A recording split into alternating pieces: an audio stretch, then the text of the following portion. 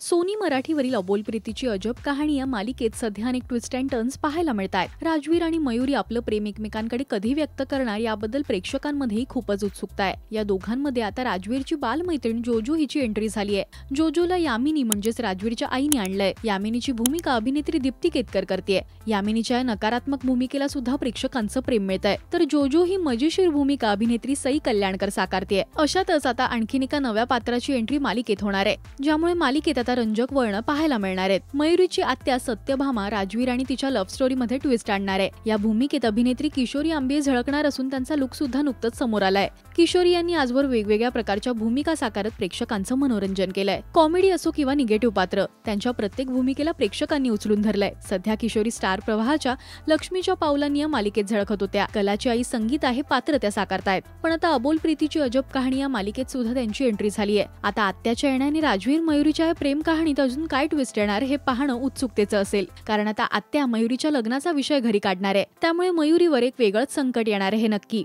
तिला राजवीरकडे आपलं प्रेम व्यक्त करावं लागेल का, की आत्याच्या निर्णयाला सामोरं जाऊन ती सांगेल तिथेच लग्नाला होकार द्यावा लागेल? मयुरी हीच भाऊसाहेब आहे हे सत्य आता राजवीरला कळेल का?